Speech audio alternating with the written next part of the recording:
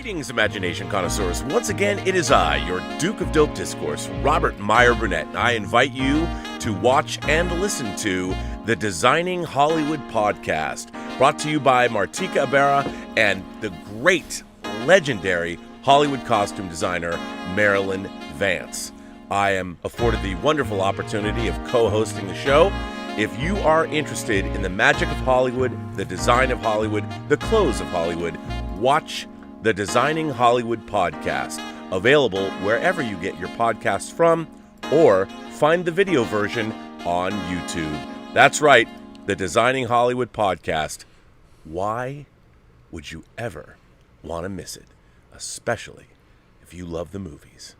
Tango Shalom is now available on all VOD major platforms. I think we messed that up. Video on demand, or as they say in the trade, VOD. VOD. Tango Shalom is now available on all VOD platforms. Which means video on demand. Look how you know. You must be a high school graduate. I'm a college graduate. Really? Yes. I got an honorary degree from Hofstra. Did you get an honorary degree? No, I got a degree. Oh, well, I got honorary. You know, I'm in the Jewish Museum. What for? What do you mean? As a famous Jew in the Bronx. I'm in the famous... I'm in the Prospect Park in the Stones. How big is the stone? Robservations with Robert Meyer Burnett.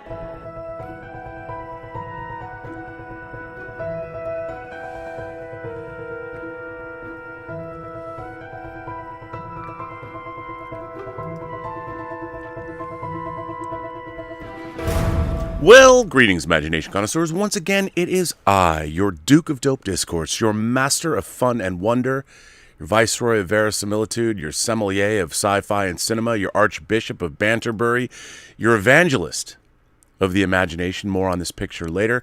And, of course, your existential Mr. Rogers, Robert Meyer Burnett.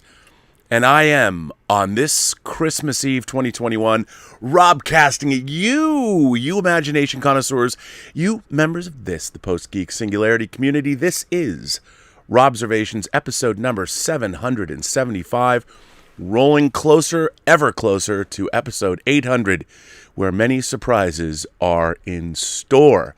First, I want to take this opportunity just to wish everyone a Merry Christmas. That's right, a Merry Christmas. You can call it Happy Holidays, you can call it what you want, but this Jew, I've always liked Christmas.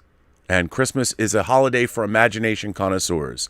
You can treat it, of course, in reverence as the religious holiday that it is, or you can celebrate it as a horrible bastardization of capitalism and our modern civilization, or you can look at it as a holiday about the imagination, which I choose to do. Whether you're putting one foot in front of the other and soon you'll walk out the door, whether you're a heat miser or a snow miser, whether you're watching The Holiday, whether you're watching Miracle on 34th Street, whether you're watching It's a Wonderful Life, or Die Hard, Gremlins, Lethal Weapon, or Iron Man 3, or even Star Trek Generations, this is a holiday for imagination connoisseurs, and I hope you all have a good one. And from the bottom of my heart, I will thank you again at New Year's Eve, but I do want to thank the ever-growing audience for this channel and all of the incredible feedback and letters that I get, pro and con. But it means that people are watching, and the imagination connoisseurs of the Post-Geek Singularity community, I believe, are the most vibrant and most fun audience in all of YouTube. So thank you for that. Few things I'd want to talk about. First of all, I got something very nice in the mail. And as many people know, this image that I have in the beginning of the show was drawn by Mark Chure, and he described himself as this channel's official toxic fan. But I'd just like to point out that anyone who knew Mark C. or listened to his commentary knew that he was anything but. Mark C. passed away from cancer. I wasn't even aware of how ill he was, but he passed away. I got a package in the mail from his sister, and his sister sent me they found after he passed away, this is the original artwork that Mark Chure did of me. I think it's it's an incredible likeness. And I want to thank her from the bottom of my heart for sending this. But she didn't just send me this. And I have to, let me give me a moment as I prep this. She sent me some other work. And for those of you who know, I wouldn't even be on YouTube if it wasn't for the late, great John Schnepp. And his sister also found this in his things. And this was the beginning of a drawing that became this. There's not a day that goes by where I don't think about John Schnepp. I don't miss the big guy. He would have loved the last year of Marvel projects. I was able to sit next to him watching Infinity War, but he wasn't with us when Endgame opened. So it was great getting this from Mark's sister. Also, there was this. And I don't think that I've ever seen a picture, a piece of art of John Schnepp that captures what it was like to know him and to be his friend more than this picture does. And she sent a letter along with it that I would like to read. And again, her handwriting is much better than I can probably read with my aged eyes. So forgive me if I have a quick problem reading this. Robert, I'm sorry this has taken so long for me to get out. In a crazy turn of events, the next week after I found this, Stephen's house was broken into and some of his art stolen. I held on to this, maybe thinking I could use postal insurance to show a value if needed, because how could I ever put a value on it?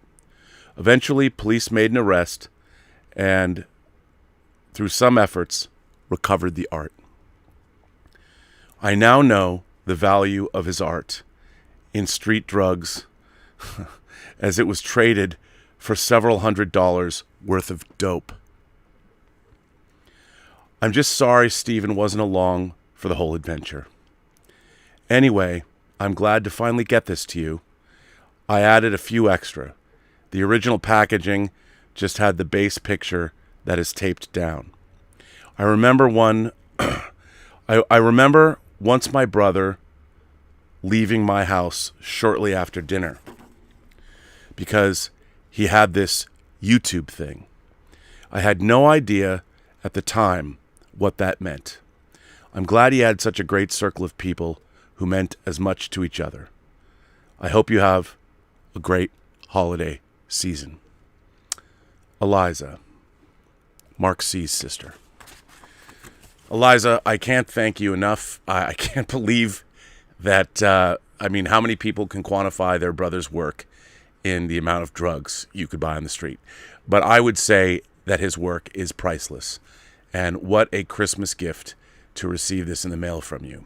So thank you from the bottom of my heart. Speaking of art, David Kokel. David Kokel, who is a longtime imagination connoisseur, he does art himself. He sent me this coffee mug, which I guess I'm going to have to make my official. It is this creature. It's very Cthulhu-esque with a girl wearing a pentagram. That's his own artwork that he put on a coffee cup. My kind of guy, David Kokel. Thank you for this. He did include a letter. He says, to Robert Meyer Burnett, happy holidays, Merry Christmas, happy First Contact Day. New Star Trek sucks, and I love Tango Shalom. So, David, thank you for that. Let me open this up and read it. I hope I can read it. If you say don't read it, I won't. He sent some. This is great. So here's David. He had a gallery showing of his work, and here's the gallery reception tonight. And here's, of course, I guess the girl that appears on the coffee cup, which is fantastic. Merry Christmas, Rob. Enclosed is a coffee mug bearing my drawing of my friend Kat with H.P. Lovecraft's Cthulhu, of which she is a fan. On the reverse side of this is Kat posing for a photo with her copy of the mug. Thanks for all you do and your hard work on your network. So, David, thank you so much. I appreciate that. I also got a package from Fernando Barrero, and this card came in it.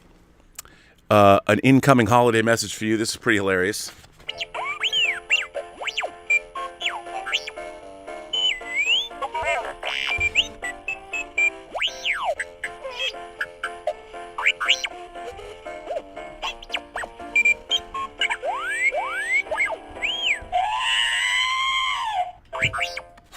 So thank you for that, Fernando. And not to be outdone, Martino Simoni, I don't know what I have done to get his generosity, but he sent me the Playmobil A-Team van and the Playmobil Aston Martin DB5 from, of course, many James Bond movies, Goldfinger, Thunderball, GoldenEye, and of course many of Daniel Craig's Bond outings. I mean, it got destroyed in Skyfall. Apparently it had been rebuilt by No Time to Die. But thank you so much for that, Martino.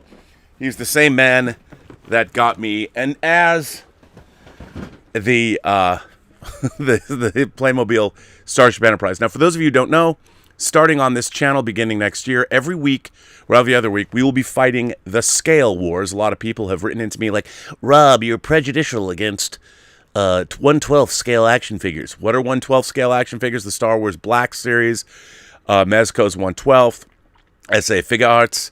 There's a lot of 12th scale figures. I have a few. I just got this John Koenig Space 1999 1/12 scale figure. So I'm not completely prejudicial against them.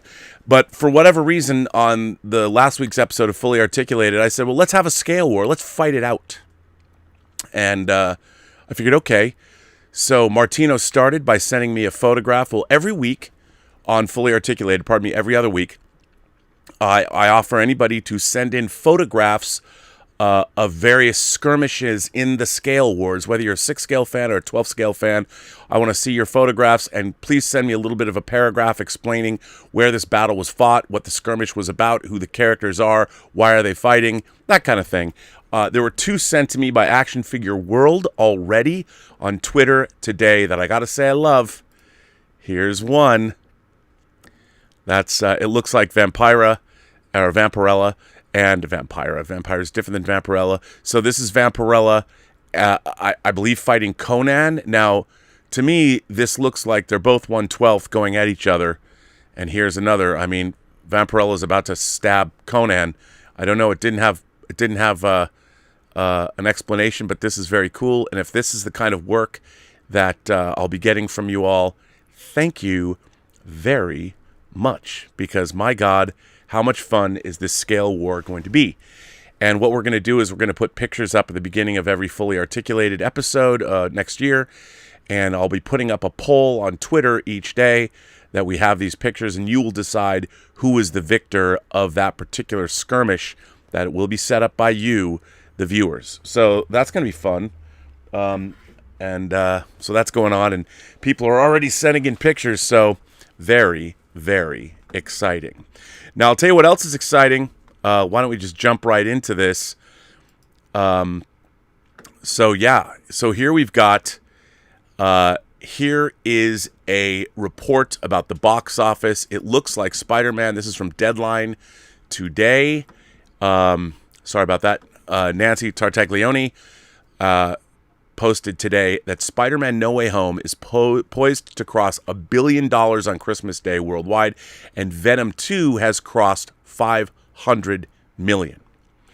And this is from the Friday update. Sony Marvel's Spider-Man No Way Home is poised for a very Merry Christmas as the web slinger is on track to surpass $1 billion on Saturday. This would make it the first film of the pandemic era to hit the milestone, as well as the second fastest title ever at 11 days, tying with Avengers Infinity War. Avengers Endgame is the record holder, having done it in 5. Today, the John Watts-directed No Way Home is on track to become the top-grossing film of 2021 worldwide, overtaking the 2 Chinese movies that have been leading the chart for some time. At the international box office, No Way Home grossed $32.2 million on Thursday, bringing its overseas cum to $490.2 million and global to $876 million going into Friday. Obviously, this is a monster hit.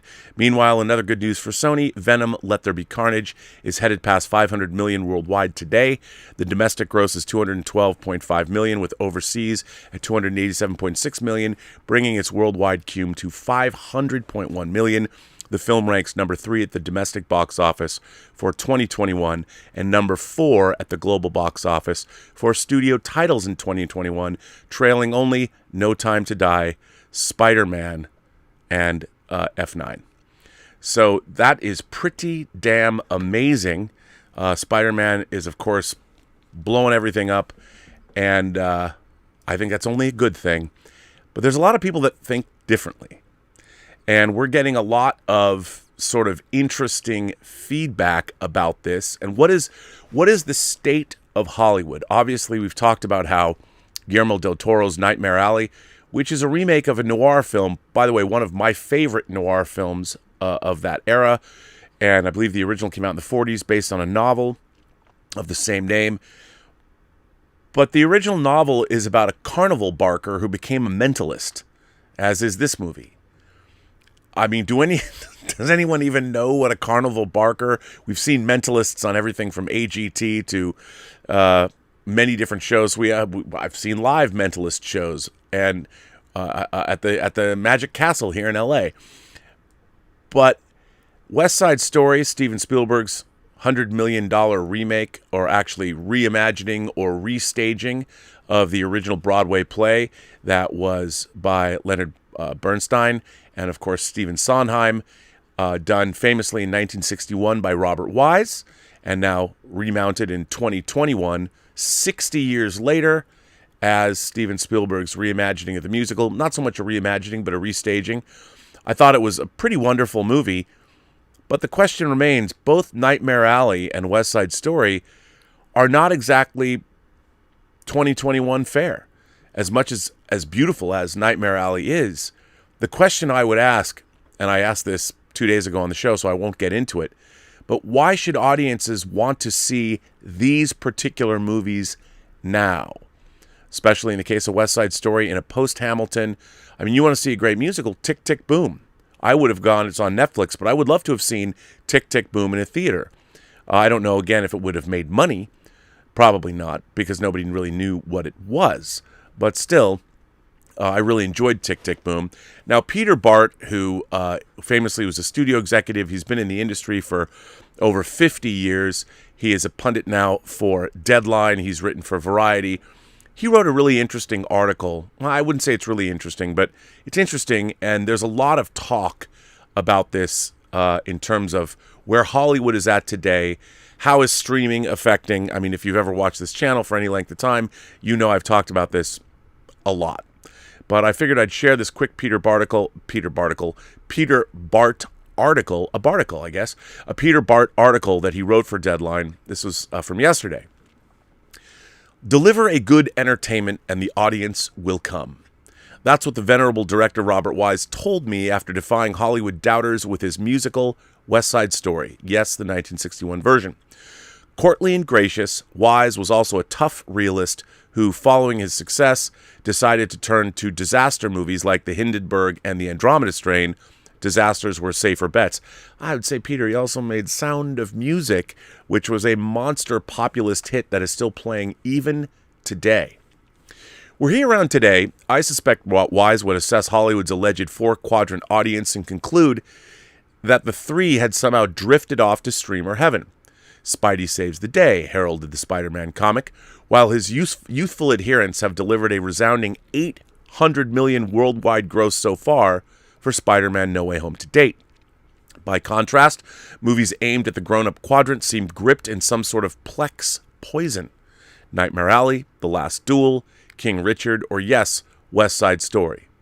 The questions loom large. Does streaming represent the only future for specialty cinema? Further, if theaters must depend on exclusive openings of superhero movies, what will sustain them in the interim?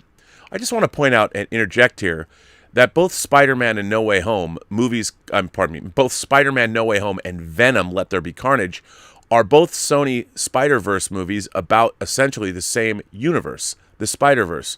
One's going to gross over $1 billion. One just passed $500 million.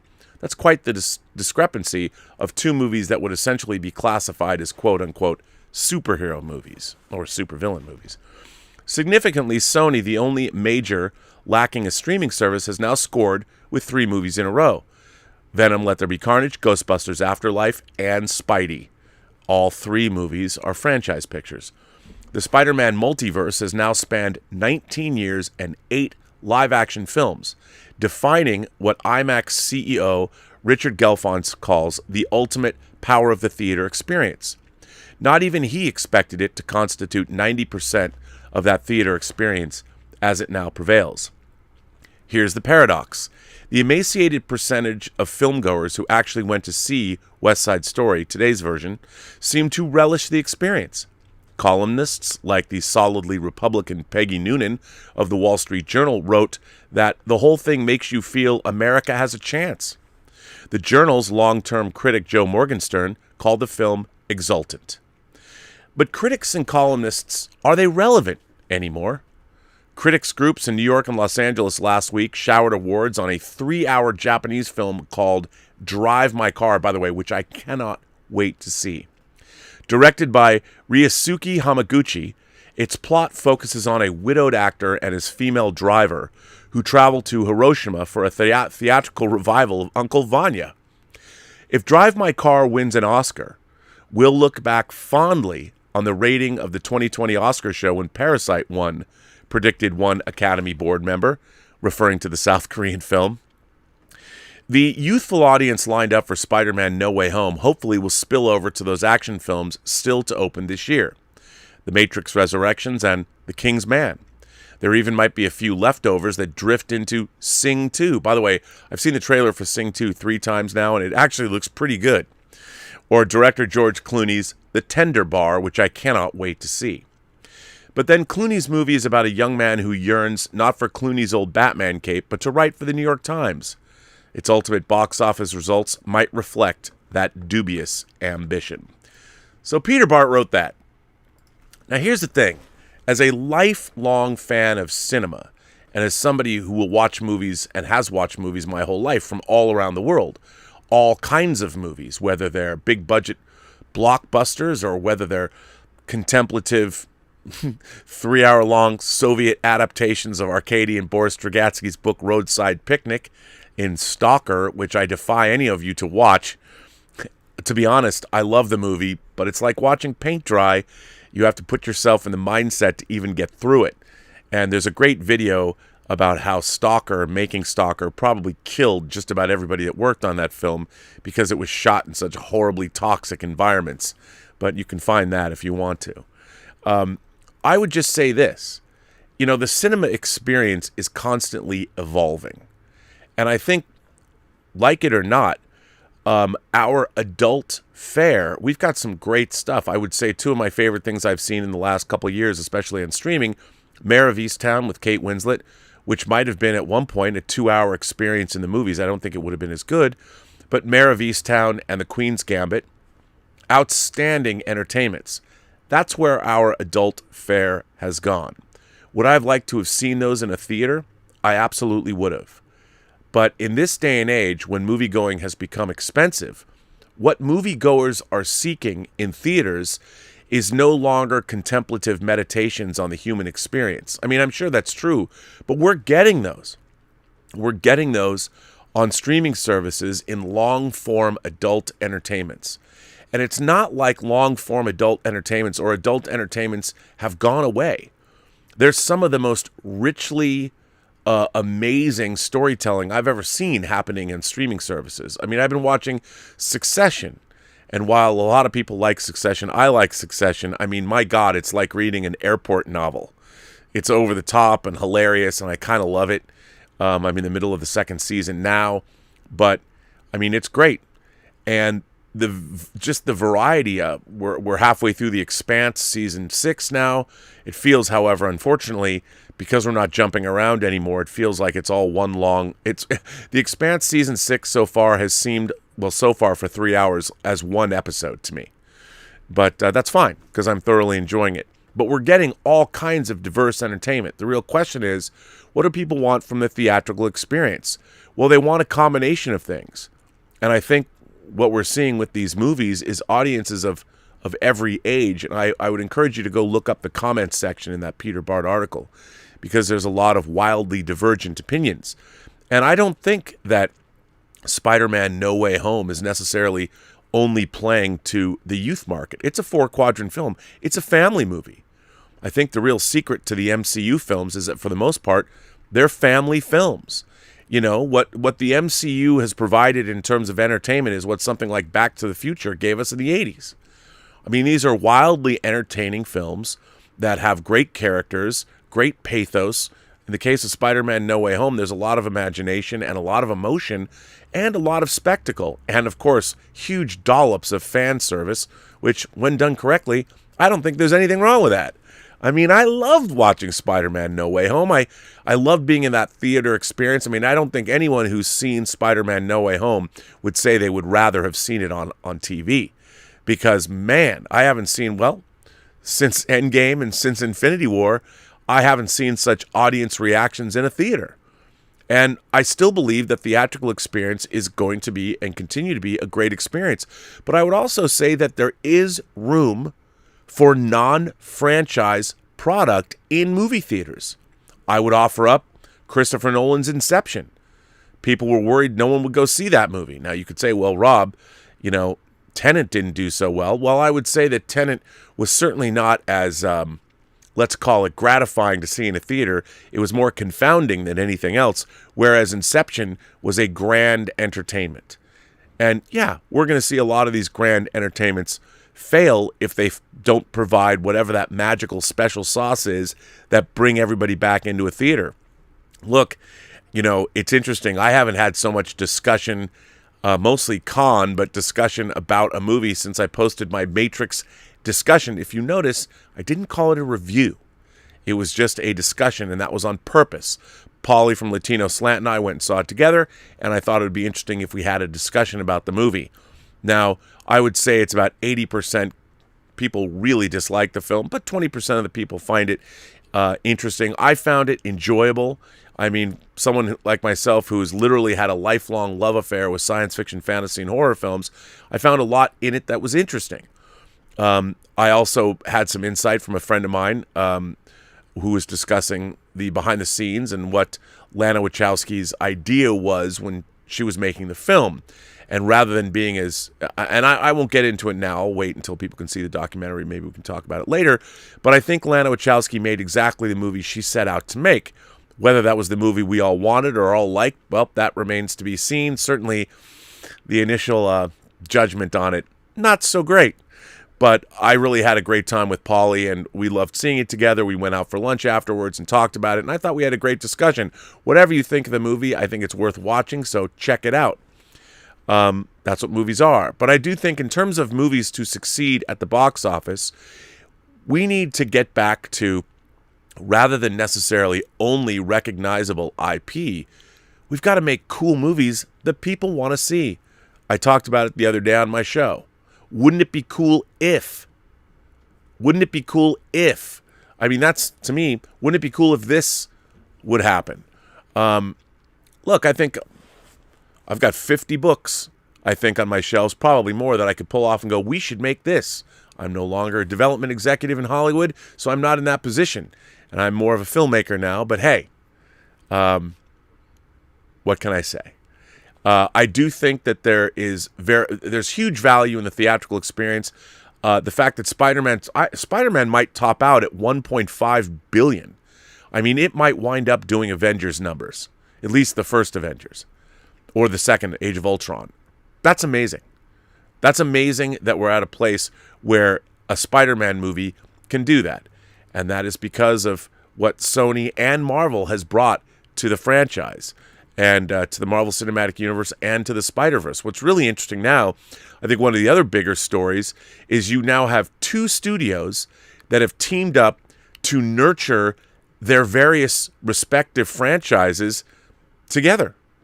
One of my favorite movies, actually, of all time, All That Jazz was a collaboration between two studios. It was Columbia, I believe it was 20th Century Fox, and it was Columbia. They teamed up to make Bob Fosse's Ramona Clef on his life that still remains one of my favorite films of all time. So, by the way, if you've never seen All That Jazz, check it out. It's fantastic. And by the way, that was, when I was growing up, Christmas was Jewish Movie Day. And All That Jazz was a movie that my family saw on Jewish Movie Day when I was 12. Hugely influential for me. And then we would go to the Seattle, the International District, and we'd see a movie and then have Chinese food. So, happy Jewish Movie Day to all of you as well. I still love going to the movies on Christmas, and I don't know what I would see this year because I'm kind of seen all the movies I want to see. Although I would go see, I think, The Tender Bar if I had to pick a movie this year for Christmas. Although I don't think I'm going to be doing that. I think I'm going to be staying home, which is fine with me. Anyway, I think that Spider-Man's enormous success shows you give the people what they want. You know, there's been a lot of time, effort, money, and creativity put into the MCU. Love it, like it. You're disappointed by some, you love others. Well, for a franchise that's now 27 films deep, it is the most successful franchise in cinema history, and probably television history too, judging by the last year of Marvel streaming shows. But I think, all in all, it's pretty exciting what we are getting now as far as theaters are concerned. And I think Sony bringing us Venom, bringing us Ghostbusters Afterlife, and bringing us Spider-Man basically in the last couple of months, pretty amazing. Pretty amazing. Now, I got a few letters to read. First, coming from my friend Adrian Iscaria, a movie producer in his own right. I really like Adrian. He's a very funny guy, and we go back and forth all the time. He's always needling me about my love of Star Trek the Motion Picture. I can't help the fact that he's intellectually inferior and doesn't see the value in it. Perhaps when he watches the 4K restoration that is being completed now for Paramount Plus by the folks at Paramount, he'll understand the greatness of that film. But Adrian sent me a letter. Adrian writes in, "Dude, I'm glad you enjoyed The Matrix. Your opinion is your own, and I'll fight tooth and nail to make sure you have the right to express it. But I'm also going to express mine. Anybody who thinks Star Trek the Motion Picture is the best Star Trek movie, it's not the best, Adrian. It's my favorite. And that George Lazenby is the best James Bond, I don't think he's the best James Bond, and I don't think On Her Majesty's Secret Service is the best Bond movie, but it's certainly one of my favorites. Would, of course," he says, "anyone who loves Star Trek the Motion Picture and On Her Majesty's Secret Service would, of course, love the new Matrix. I rest my case. Long live Alex Kurtzman." Well, Adrian, I will even take this opportunity to wish you and yours a very Merry Christmas. Although I can't help the fact you don't have the mental capacity to enjoy Star Trek the Motion Picture and On Her Majesty's Secret Service. I understand that your meat and potatoes view of what makes something good in the cinema is fairly limiting for you, and I know that your life is less enriched. I don't even know where I'm going. I love you, man, and I hope you never stop needling me about Star Trek the Motion Picture or On Her Majesty's Secret Service. For the record, I do think that Star Trek II: The Wrath of Khan is the best Star Trek movie. Just so you know. Star Trek the Motion Picture, though, is my favorite. I have other letters. I've got some great letters, and I'm going to start to follow up from Adrian's letter. This one comes from Thomas Bennett. "Why The Matrix Resurrections is the best movie I've ever seen. I kid you not. I realize that's a bold claim, but allow me to make my case. The only thing that explains the level of backlash to The Matrix Resurrections is that people decided how they were going to feel about the film before they saw it. I'm not saying they did this consciously, but I totally remember really loving the first Matrix, me too, being underwhelmed by The Matrix Reloaded, and being incredibly disappointed by Matrix Revolutions. Matrix Revolutions was the only Matrix movie I've seen in theaters thus far, and I ended up paying $80 to do so because I was at college, and I bribed a bunch of people to take me to see The Matrix Revolutions by paying for their movie ticket. To say I was disappointed in the result is a massive understatement. I can totally see as a movie critic having a bias to being underwhelmed by the Matrix sequels, but as you've said, Rob, it's important to watch movies for themselves and judge them on their own terms. Wow, something just occurred to me. The algorithms on YouTube and other social media websites reward strong negative emotion. That is to say, you generally get more hits, more shares, and more comments if you post a hyper-negative review about any particular movie, show, book, or story. That's a meta element that you and Polly didn't discuss. I just watched half of John Campia's negative review of The Matrix Resurrections, and he seems offended by the level of meta in the story. I think that's part of it too. This movie clearly puts the entertainment industry in its crosshairs, so naturally some critics aren't going to take too kindly to that.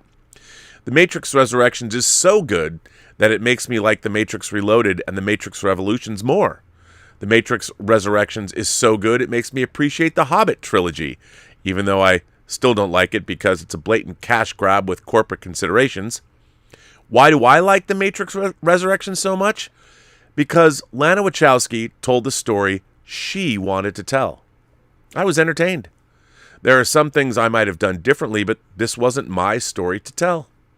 The Matrix Resurrections is the best movie I've ever seen because it showed me by example what it means to be an artist. You tell the story you want to tell. You tell the best story you possibly can. You assume your audience is at least moderately intelligent. You release your story into the world and let the reactions take care of themselves. This movie was a unique original story with an ending that I didn't anticipate, and I loved all the performances. Reading this over, I'm not sure I made the strongest case I could have, but I think you pick up what I'm laying down. Thanks for the Post-Geek Singularity, Rob. You were awesome. Happy holidays to everyone. That comes to us from Thomas Bennett. Very nice of you, Thomas. Thanks for that. Look, I would say this. Hey, it's great that artists get to make things, but maybe when they cost $200 million of corporate money, perhaps maybe not always the best use of money, but I think it was a good bet that they made the films. I mean, Warner Brothers, look, rightly or wrongly, they've been in the Wachowski business for a long time.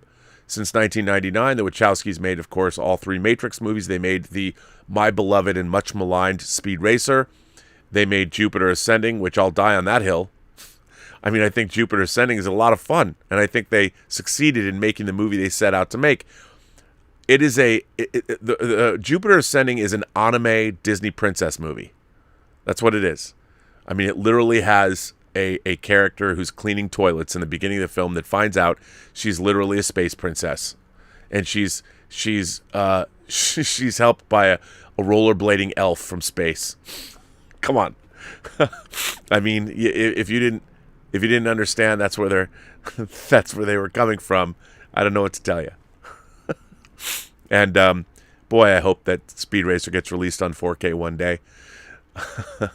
But anyway, yeah, I mean, I think that Lana Wachowski has said that, and Keanu Reeves and Carrie-Anne Moss talked about this as well, that where the Matrix films were incredibly designed and composed, each shot was meticulously storyboarded, and they recreated those storyboards.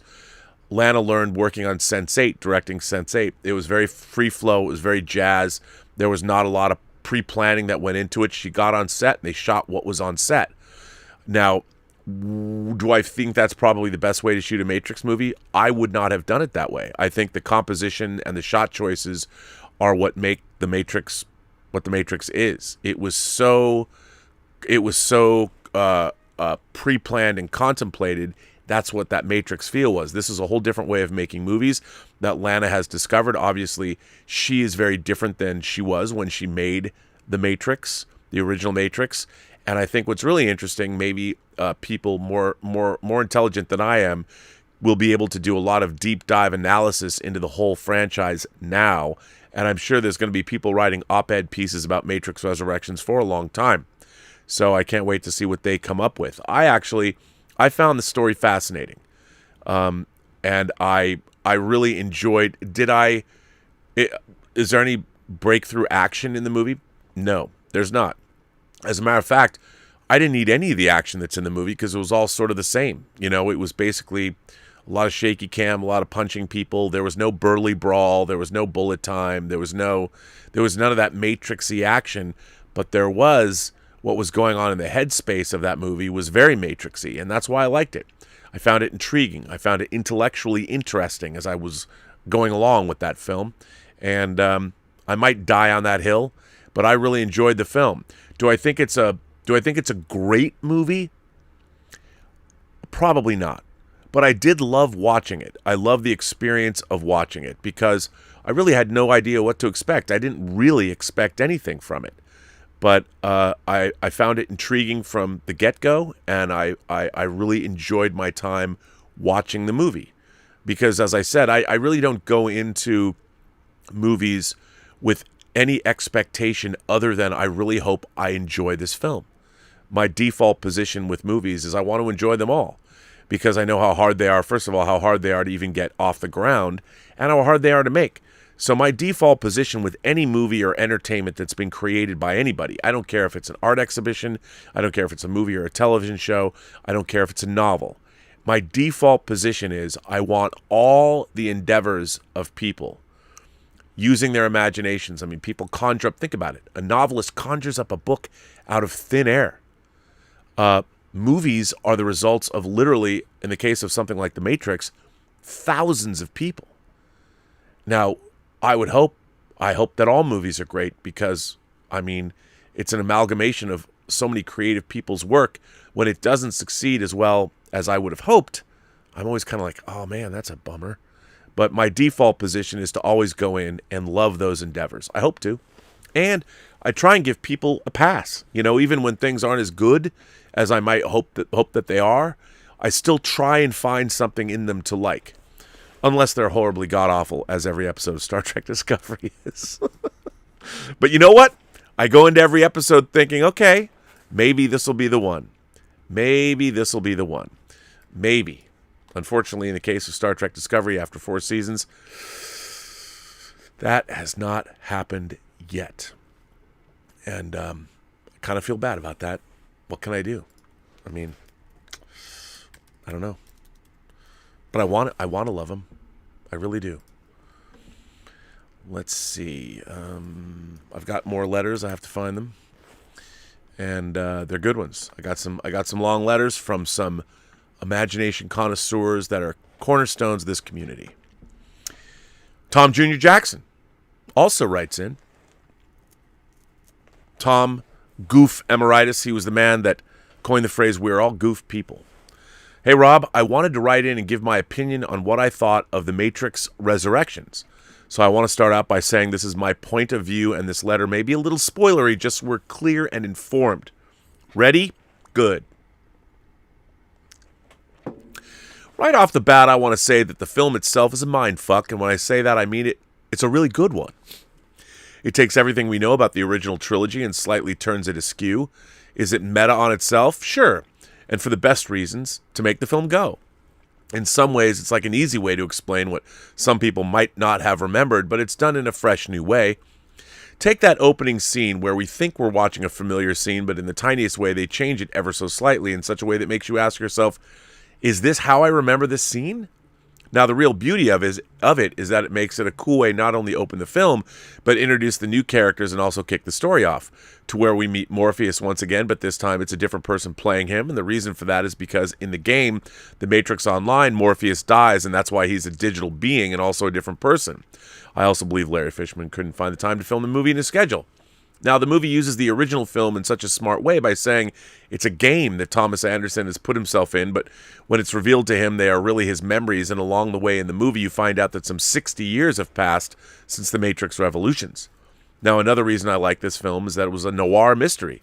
The action scenes were done in a way that say, hey, we can't quite top the original trilogy, but we'll do what we can and show you really that Neo is not a young guy anymore. That's why these action scenes really are not what they should be, but they're for someone who is supposed to be old. Now let's get to Carrie-Anne Moss, who looks amazing. And fun fact, the kids that Tiffany and Trinity has in the film are really Carrie-Anne Moss's real children. And her husband, Chad, is actually the director of the John Wick movies. And if that's not meta, I don't know what is. I love that she was almost in the Thomas Anderson role of not knowing what was, and Keanu Reeves was almost playing the Carrie-Anne Moss role. And was this done on purpose? Who knows? Well, I'm sure Lana Wachowski does.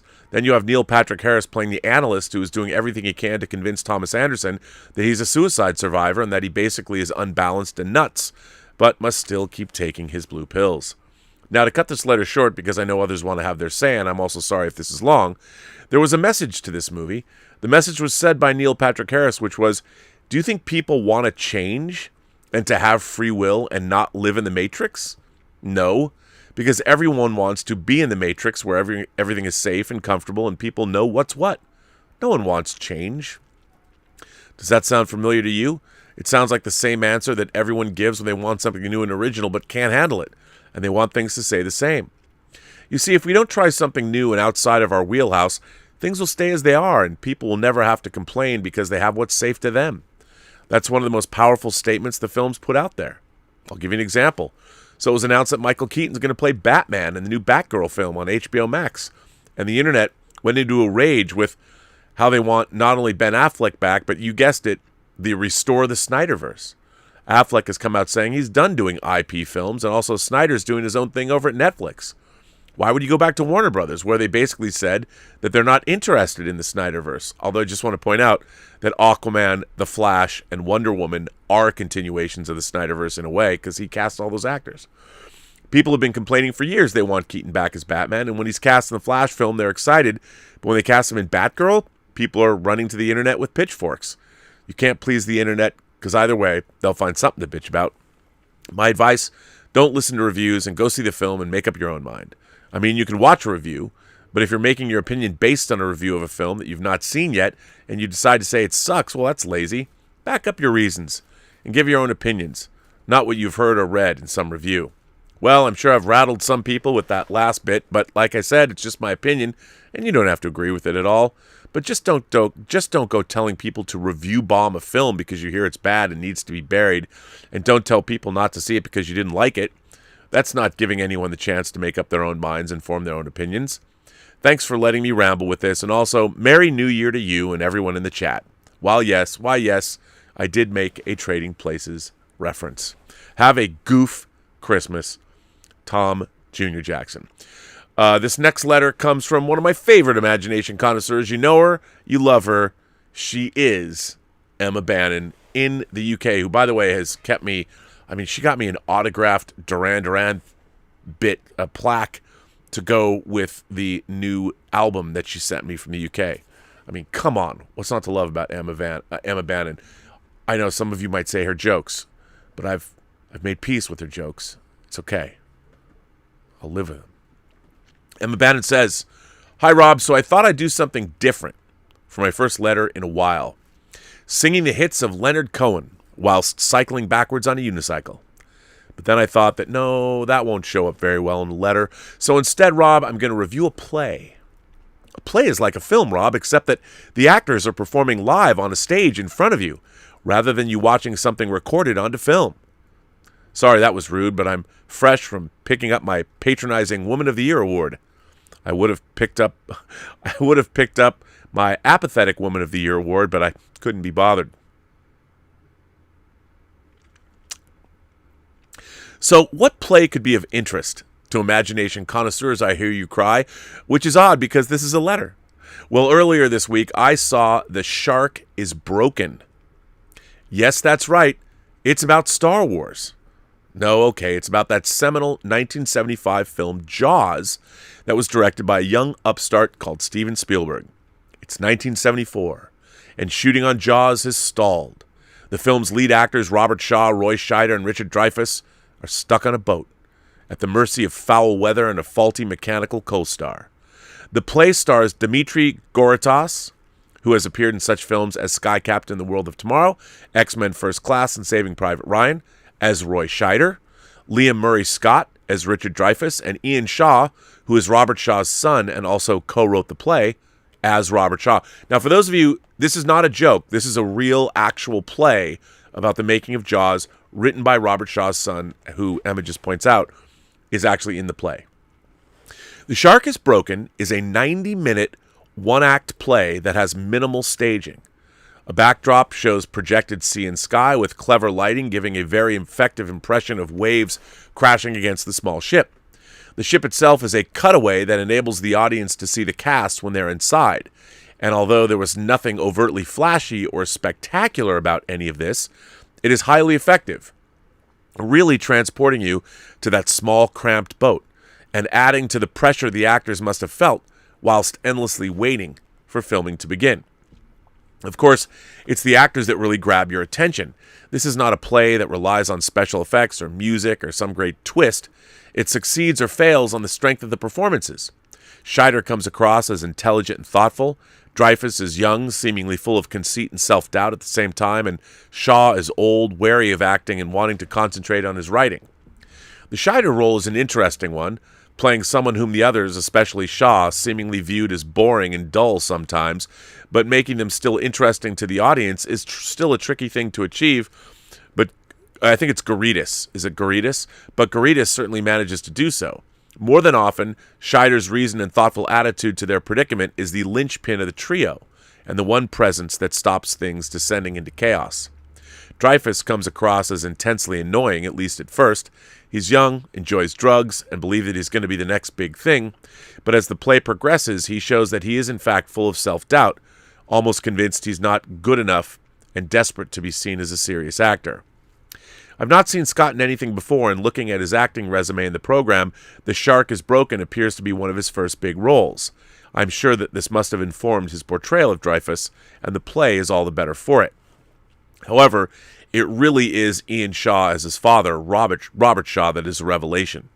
To begin with, he is the spitting image of his father, imbuing the role with a sense of wariness, both at the protracted filming and how he cannot live without alcohol, and yet is also aware that it stops him from being a truly great writer.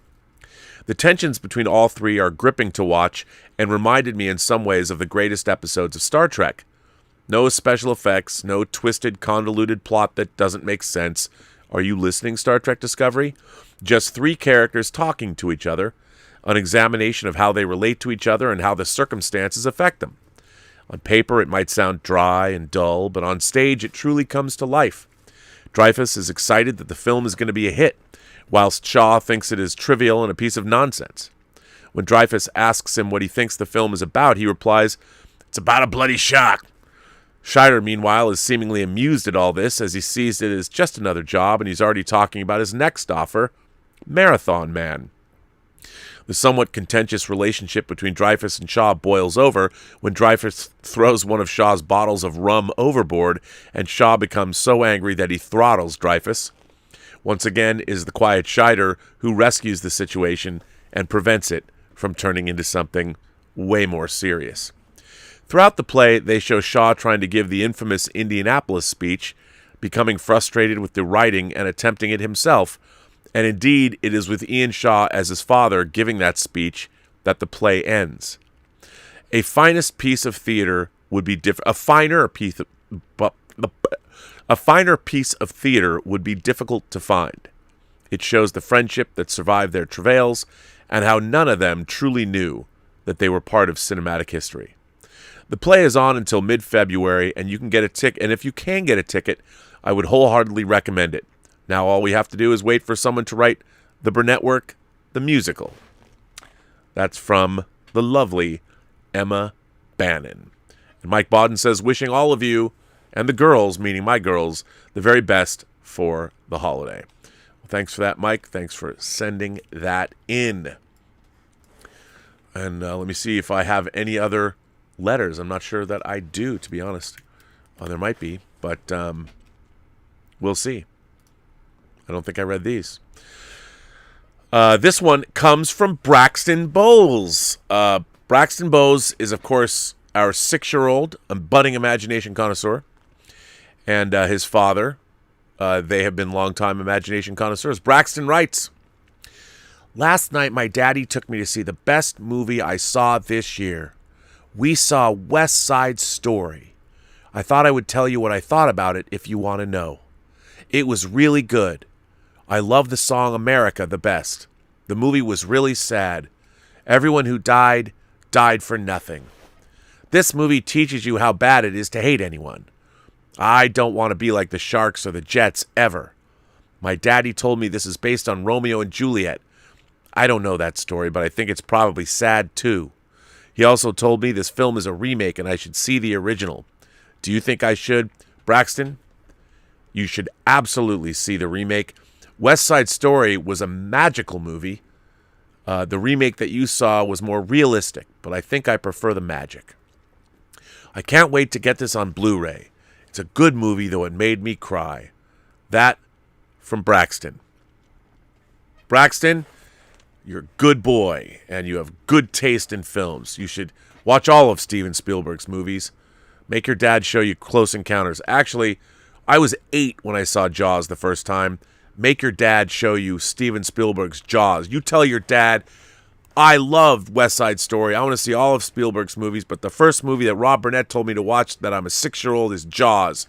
You tell your dad you're old enough. He's going to say, Braxton, no, son, you can't watch Jaws. You demand your father show you Jaws. And when you finally are able to sleep at nights, which will probably take 6 months, write me another letter. Tell me what you thought. This one comes from Simon. Hi, Robert Meyer Burnett. Append various titles here. I thought my first letter to you would be about Star Trek or writing in general. However, recent streams that you've been on have brought up a different topic. The Matrix. I was working my first job at Blockbuster Video when The Matrix came out. There was a lot of anticipation and hype around it. The Matrix should be right up my alley. It's science fiction, it's action, it's martial arts, and at the time I was heavily into kung fu movies. So I watched The Matrix, and it sucked. I know, you're giving me that look. I just wasn't as impressed as everyone else. At the store, I held my tongue for a bit. Customers would ask me my opinion on the movie, and I would give them a non-committal answer. At the most, I'd say, it's okay, which raised the eyebrows of my bosses. I was, after all, supposed to be promoting this popcorn seller, right? Anyway, the gushing praise over The Matrix continued. It was like, you know, when there's a popular song that gets overplayed to the point where you're just sick of hearing it. Eventually, whenever someone brought up The Matrix, I would groan and say, I hate that movie. Which would get me these funny, wide-eyed looks. I mean, how dare I? Everyone loves The Matrix. My opinion on the movie was sacrilegious and I was a blasphemer. Thing was, I would have people come up to me in the store and say that they really enjoyed the movie but didn't understand a word of it. One guy was confused because he didn't understand that the characters were in an artificial reality. This perplexed me as I found it obvious from the first scene where Trinity demonstrates her signature bullet time kick, runs away from the agents and disappears into a phone booth. I figured, okay, they're either superheroes, vampires, considering the fashion, or they're in some sort of reality that lets them do these things, like a computer game, for example, Tron. It really felt like a ripoff of the Red Dwarf episode Back to Reality, and the whole discovering your world isn't real plotline in film was handled much better in Dark City that came out a year earlier. I rewatched The Matrix a number of times to try and figure out what people saw in it. What was I missing? It just got worse. I'd find myself asking really inconvenient questions during the movie. If The Matrix is an artificial reality, then why do the agents need to put a bug into Neo to track his whereabouts, when it, The Matrix, is literally creating the virtual avatar that Neo believes to be his real body, along with the entire world around him? Add to the fact that barely a scene later, the bug is removed by Trinity, making it a rather pointless scene. It's just reinforcing that reality is not what it seems, wasting what could have been an opportunity to set something up for later in the movie. I understood that the movie was following the hero's journey template, but did it have to be so heavy-handed? Sometimes it felt like the movie was hitting us over the head with a sledgehammer at each mythological plot point. The refusal of the call, forced by circumstances to accept the call, rebirthing pod sequence. I'm always thinking of reborn religious folk when I see that scene. Add to that all the Alice in Wonderland references, and oh my gosh, if I have to see one more thinly veiled Jesus metaphor, I'm going to throw the remote through the screen. Oh shit, that guy's going to be Judas. Right. Even the most science fiction idea that humans are being used as batteries fell flat. I just thought, why don't they use geothermal energy or send some satellites into orbit to collect solar power? Surely the machines are smart enough to develop nuclear fusion. They'd spend more energy just keeping the humans alive. Also, what's powering the Sentinels? Then there were things like the action. What attracted me to kung fu movies was the speed, the way Jackie Chan or Jet Li would do a flip or a kick or a punch or a jump, and you'd be like, what just happened? By slowing down the action and bullet timing around the performers feels like it's robbing the audience of that magic. I'm reminded of a song that goes, if life was like the movies, you'd go into slow motion when you're trying to run. But then there was the plot. Neo escapes from an artificial reality only to go back into that same artificial reality to fight it? In the vague hope that he's some sort of a messiah? Why can't they just do a Captain Kirk and pull the plug, Spock? With all that said, I did enjoy the Matrix sequels. I know I'm going to get burned at the stake. It's okay, I'm used to being a heretic. Anyway, in conclusion, I recently rewatched a non-Matrix movie that I was disappointed in on first release and ended up really enjoying it. All the problems I had with it were still there, but for some reason they didn't appear to be so bad. I was wondering that now, after 22 years, could I rewatch The Matrix and just enjoy it? Also, paradoxically, Cloud Atlas is my all-time favorite movie. At least it jockeys for first place with The Martian. Wasn't Cloud Atlas also made by a certain filmmaking duo collaborating with another director? Curious. That's from Simon, who is Celtic or Celtic Archie. So there you go. And what a great letter. I mean, I don't think you're wrong about any of those things, but it's those heady concoctions of tried and true ideas whipped together in some kind of a new drink or a new cocktail that always goes down easier. So, but a great letter. Thanks for writing that in. Jason Webster writes in, hi, Robert. I hope yourself, your magnificent moderators, and the wonderful members of the Post-Geek Singularity have experienced a great week so far. Christmas is just about upon us. It's led me to start contemplating what films would make my list of favorite Christmas movies. These are films that really get me in a Christmas mood and never fail to entertain and bring back fond memories of the Christmas holiday from previous years. So without further ado, is my list of my favorite Christmas movies. National Lampoon's Christmas Vacation from 1989. This gem by John Hughes with Chevy Chase and Beverly D'Angelo returning as Clark W. Griswold and his wife Ellen. New actors in Johnny Galecki and Lewis played the kids Rusty and Audrey, which was an ongoing staple of the franchise. The story of the bumbling yet endearing Clark making it his mission for this Christmas to be the best Griswold family Christmas ever. The overkill of the lights decorating the house, which is played to beautiful comic effect, and the Santa and his reindeer display on the front lawn. However, in his vain efforts to give the family the best Christmas ever, there are the inevitable mishaps and misadventures, some of which his neighbors Margot Chester, played by Julia Louis-Dreyfus, and her husband Todd, played by Nicholas Guest, bear the brunt of. Windows smashed, stereo system and carpets destroyed, and so on. Then the in-laws arrive, and we experience Audrey's cantankerous father Art, played by E.G. Marshall. Clark's mother, Nora, played by Diane Ladd, worrying about spots on her neck, and Clark's gruff Uncle Lewis, played by William Hickey. That's even before Cousin Eddie, played by Randy Quaid, and his family unexpectedly show up in the RV from hell. Also, all of us can point to times in our own life when we've had Christmas holidays go slightly similar ways as it does for Clark. We've all had experiences where the decorations haven't worked, food could have been better, and relatives drive us crazy. Viewing National Lampoon's Christmas Vacation on Christmas Eve has become something of a Christmas tradition in my family. Love Actually from 2003, directed by Richard Curtis. 4 Weddings and a Funeral. This film became the surprise box office of 2003, earning $246 million from a budget of $45 million. The film featured an ensemble cast: Colin Firth, Liam Neeson, Emma Thompson, Alan Rickman, Andrew Lincoln, Chiwetel Ejiofor, Keira Knightley, Hugh Grant, Martine McCutcheon, who I love, Bill Nye, Martin Freeman, and Rowan Atkinson. The film features 10 stories with characters that become interwoven as they each discover things about love, life, and true happiness over one special Christmas. And Christmas is all around us. The performances complement each other perfectly, and the film features a crackling soundtrack with songs by the Beatles, the Beach Boys, Joni Mitchell, Norah Jones, Texas, Maroon 5, and Kelly Clarkson. The story is about finding that special someone and never letting them go. This film is guaranteed to leave you smiling at the end.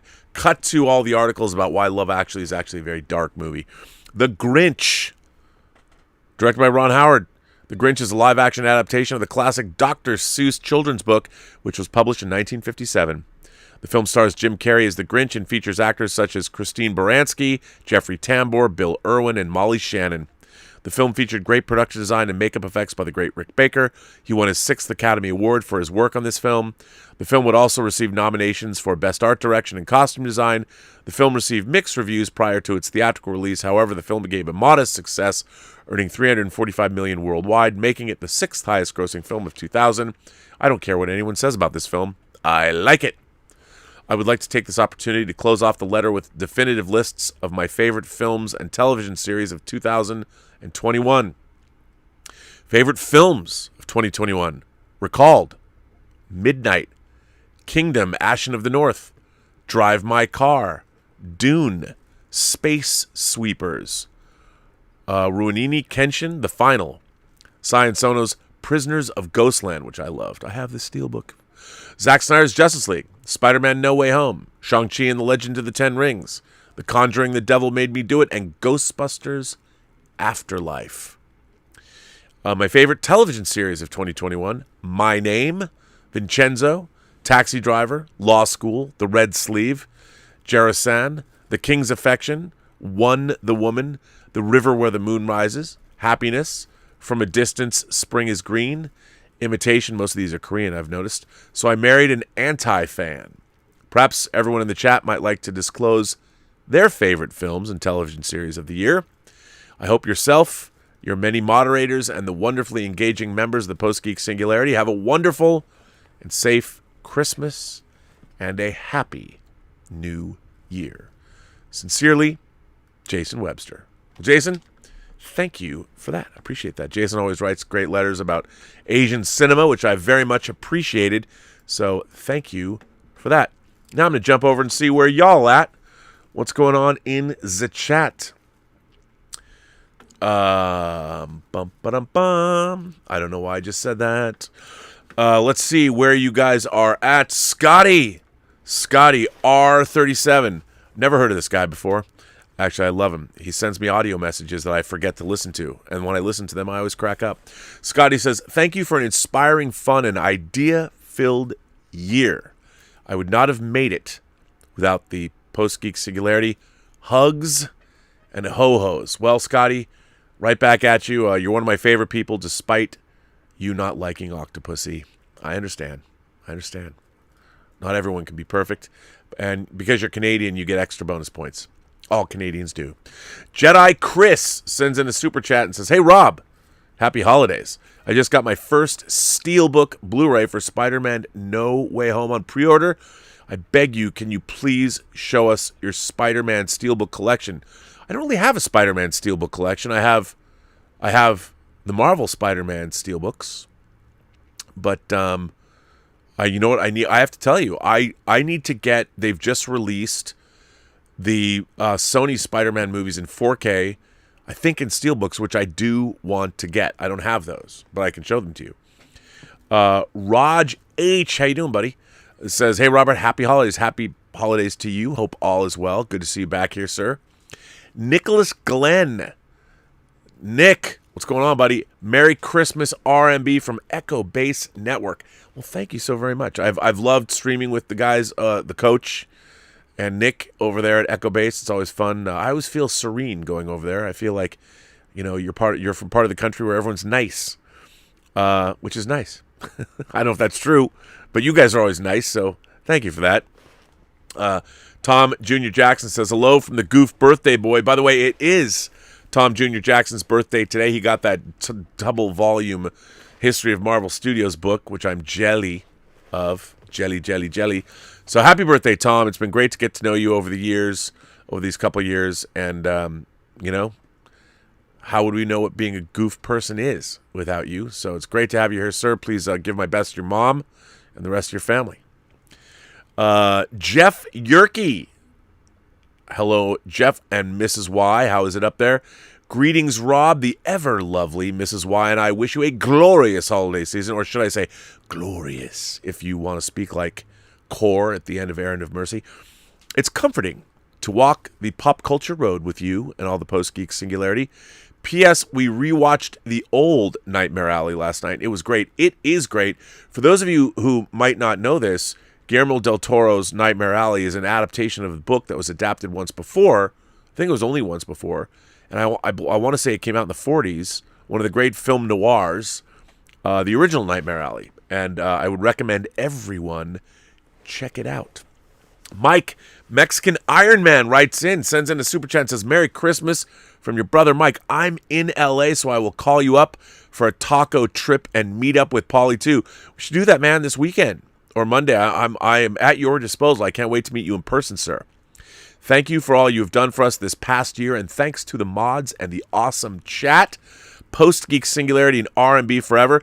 I think it's going to be great. I can't wait. You know, there are very few people that I've streamed with over this long period of time that I've actually met in the real world. I got to meet Paulie, and we had a great time. It was funny because when I stood up, he said, "Man, you're tall." Paulie's as tall as I am. He's probably even a little taller than me. And it was fun to meet people. I love meeting people because it's great to meet people that you don't really know, but you do know them because you've been streaming. So even though you've never actually been in the same room together, you already have broken all the ice and you feel you can talk about anything. I love that. I think it's a lot of fun. So meeting people I've been streaming with for a long time is always a good thing. Julian Mushkin. Now, Mike, I'm going to hold you to this. I don't know how long you're in town, but let's get together. We got the week between Christmas and New Year's. Nothing goes on. LA is great between Christmas and New Year's because, like, no one's here. Maybe because of COVID, more people will be here. But let's go to someplace like the Red Door. Or let's go to someplace, I want to, have some great tacos. We'll find out. When I say people are like, no, Rob, we don't know. Tell us. My mom used to say that. I go, my mom's like, no, I don't know. So let's go. Julian Mushkin says, I love that Chinese food is a part of your holiday memories.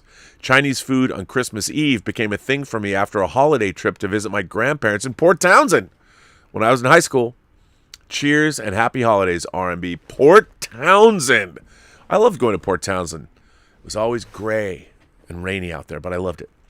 Willow, the lovely Willow Yang, who has a job, so she hasn't been around these parts as much. Willow. Willow says, Merry Christmas to you and the Post-Geek Singularity community.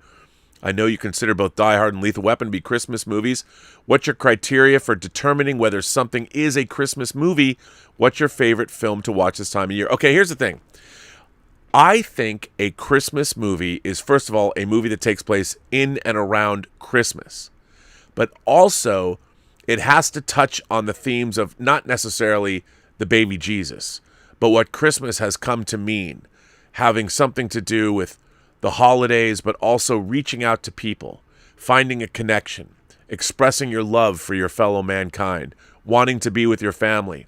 Die Hard, despite being an action film, is a man that wants nothing more than to be reunited with his wife and children. It's literally about coming home for the holidays. That's what Die Hard's about. Even though they're estranged from one another, Holly McClane, who now is a.k.a. Holly Gennaro, working for the Nakatomi Corporation, got a good job. John McClane, is kind of set in his ways. He's a New York City cop. He didn't want to move across country to live in Los Angeles. I get it. But he let his wife go, probably under duress, but he really loves his wife. He wants to get back together with her. That's why I never liked the idea. I know that they couldn't get back. They couldn't, it was kind of a bummer. And I'll tell you something. After watching Presumed Innocent, I might not have wanted to get Bonnie Bedelia back either, because, oh my God. If you haven't seen Presumed Innocent with Harrison Ford, don't read anything about it. Just watch it. Harrison Ford is as really good as Rusty Savage. That movie's great. But anyway, I digress. But it's a movie about a man who wants to get back together with his family. There's nothing more Christmassy than that. Just because Hans Gruber and his band of merry pranksters take over the Nakatomi Plaza. And remember, they're not terrorists. They're thieves. Exceptional thieves. So to ask, what is your criteria? That's my criteria. Look, I am a big Love Actually guy.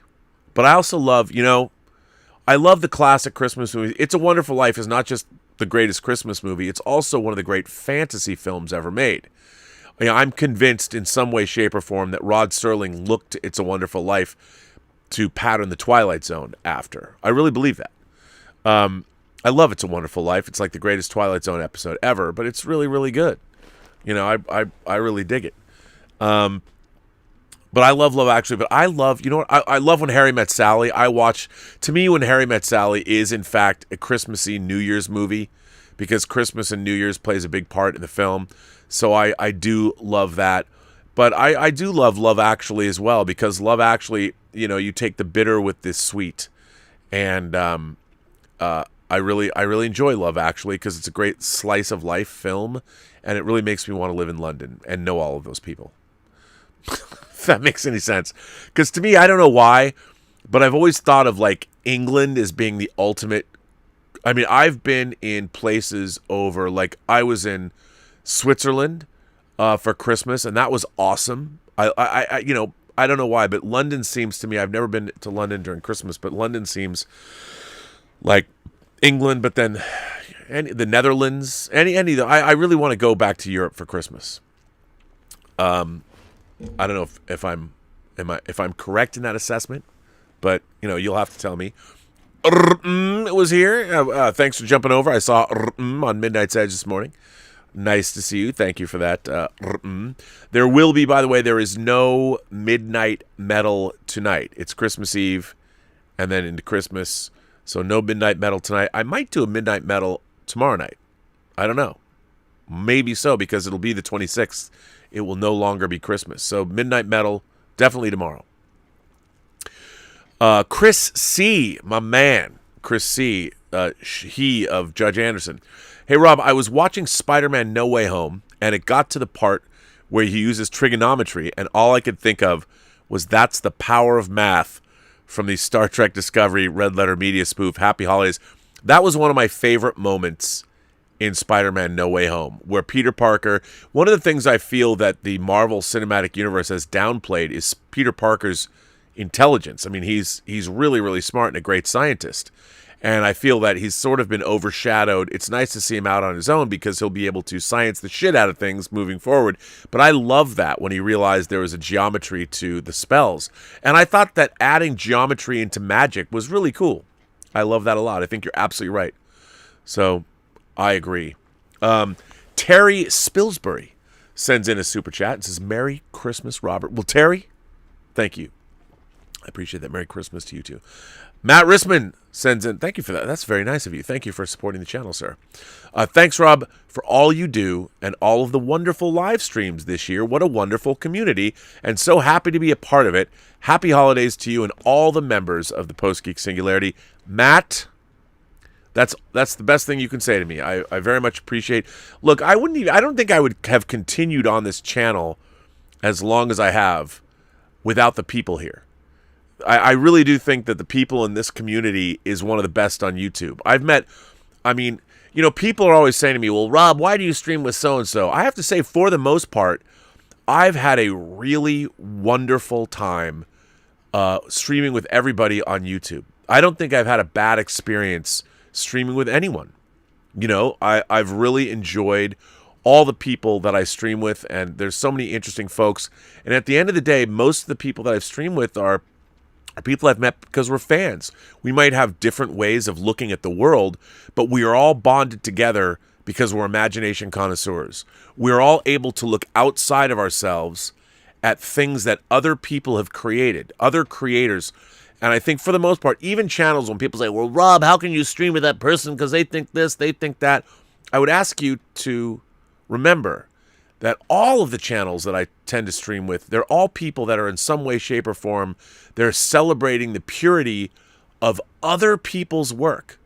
Now, if we don't like certain work, I think that's fine. You can be highly critical of it, but we're still analyzing and talking about the creative endeavors of other people. And I think that's inherently a positive thing, even if I can't stand certain things. Not everyone has to love everything. And I think, look, because of the way that we internalize these works, we can get a little toxic with our opinions or a lot toxic with our opinions. But, that just goes to show you how much these things mean to people. And for the most part, I've had a very positive experience streaming with everybody. I've really loved the people that I've met this year. I've been sort of taken in by other people that have appreciated my brand of positivity. And I want to thank them for that. And I want to thank all of you for being here. And Matt, thank you for supporting the channel. And I'm glad you find this community worthwhile. Stubble McShave, bro. Bro, for those of you who don't know, Stubble McShave, our resident Wheel of Time super fan. Wheel of Time episode 8 has aired. The first season is over. Elizabeth liked it. I've got to catch up. I have the last 4 episodes to watch. Merry Christmas, Rob. Similar to Germany, we celebrate Christmas on the 24th. Santa was nice enough to bring me 6 Akira Kurosawa movies. Rashomon, The Seven Samurai, Throne of Blood, The Hidden Fortress, Yojimbo, and Sanjuro.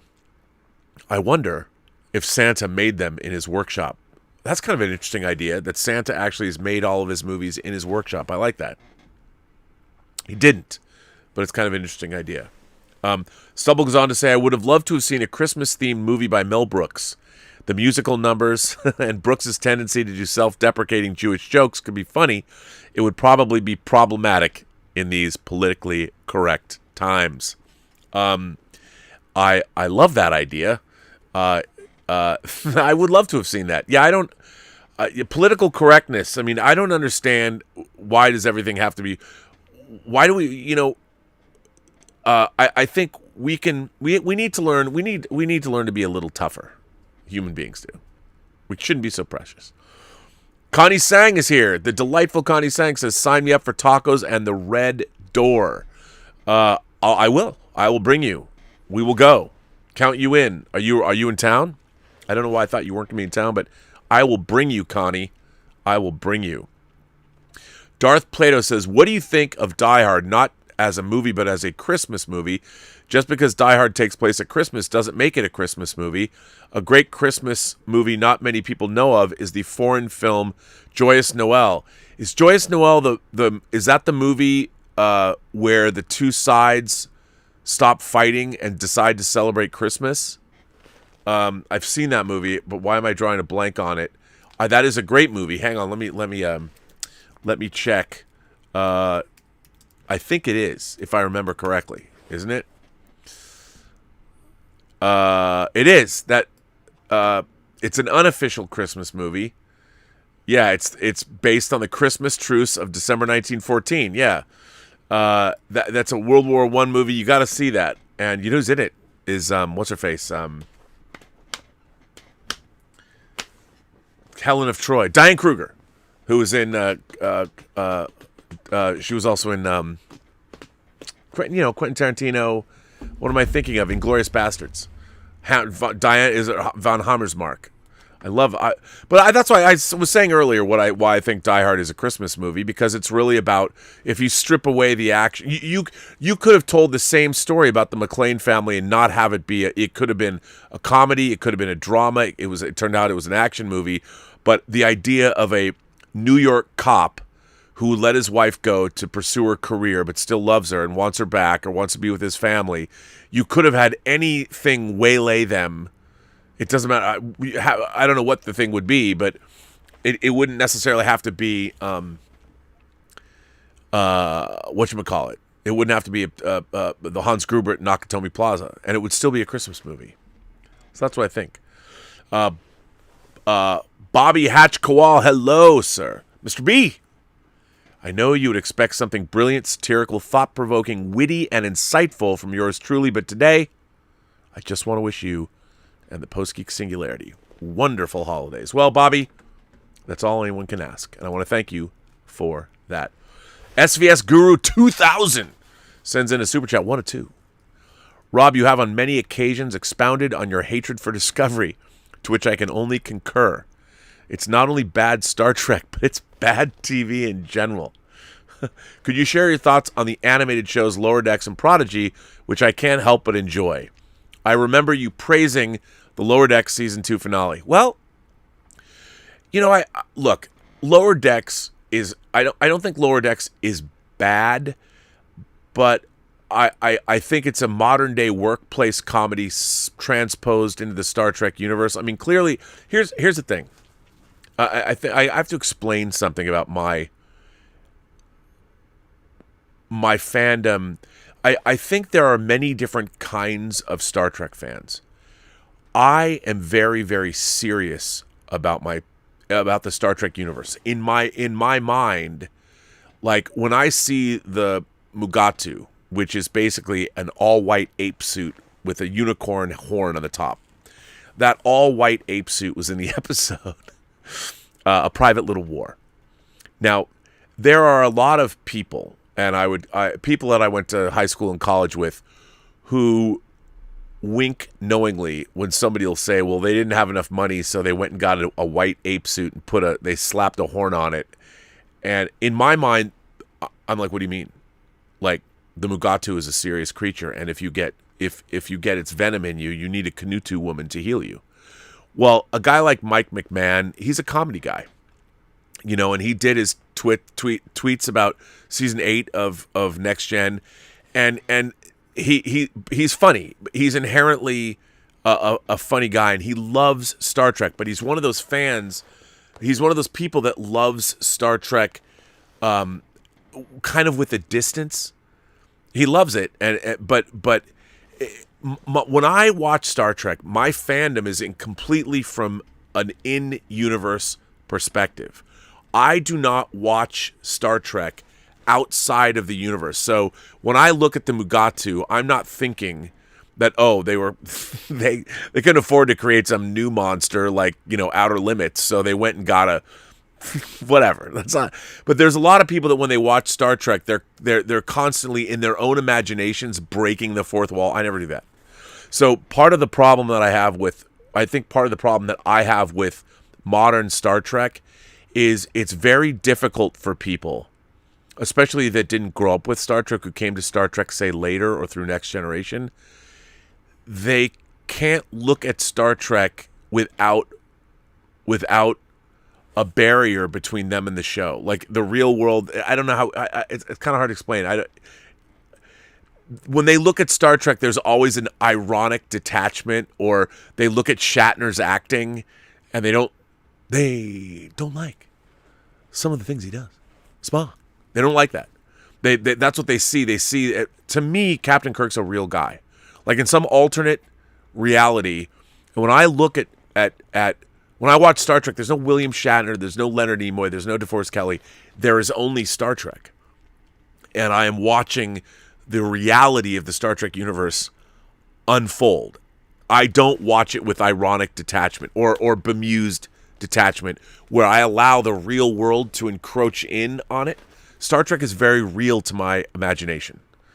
And the thing about Star Trek Lower Decks is it is made entirely with that. Now, that's not to say that with that kind of ironic fourth wall. There's the real world and then there's Star Trek. Lower Decks is a show that is entirely infused with our real world sensibility in the jokes, the humor, and even the Star Trek stories. The Star Trek stories that the modern Star Trek audiences are experiencing are Star Trek stories. These are the kind of Star Trek Discovery is made by people who think that Star Trek has to tell certain kinds of stories, and they don't realize that, like, I'm waiting for a modern Star Trek Discovery story that's telling me, like, hey, we're going to retell Run Silent, Run Deep. We're going to tell a submarine warfare story, but in space, like in Balance of Terror. I haven't seen one Star Trek Discovery story that's actually telling a real story. It's all of the creators grabbing at all of these different elements and trying to make it all work. It's like watching somebody who doesn't know how to cook try and make a souffle. That's how I feel Star Trek Discovery is. And same with Picard. There's all these people that have worked in different kinds of story mediums that now are working in Star Trek, and they're trying to figure out what to do, and they don't know how to mix the ingredients properly, or there's too much salt in this, or too much sugar in that, or too much paprika over here, and you're like, what? And it just tastes terrible. That's how I feel modern Star Trek is. So Lower Decks is fine. Prodigy is interesting, but it's a beautiful show, and I'm enjoying it. It just isn't Star Trek to me. I believe that Star Trek is inherently about the human adventure. Just like at the end of Star Trek the Motion Picture, the Enterprise warps away and it says the human adventure is just beginning. Star Trek must be about the human adventure. Now, I'm not saying you can't. Prodigy is a show that's not about, it's about, well, aliens, but even those aliens are proxies for human beings. And that's fine, but what it does is it distances you from the idea of humanity. I mean, to me, as much as I look at Lost in Space, I mean, to me, Lost in Space was pretty optimistic in terms about the love of a family. I mean, the second season of Lost in Space, the situations just got more and more dire as it went along. And I think that inherently Star Trek needs to be... Now, that's not to say that we can't have aliens in Star Trek, but when you remove, other than the Catherine Janeway hologram, when you remove the human element from Star Trek, is it still Star Trek? Or is it just generic science fiction action adventure? So Prodigy, I think, is I think it's actually a pretty good show. It's a pretty good science fiction show, but to me, it just represents more of the dilution of the brand. The Star Trek brand. So that's why, there you go. Fernando Barrero, did you come earlier when I played your card, Fernando? I played your R2D2 card. Thank you for that.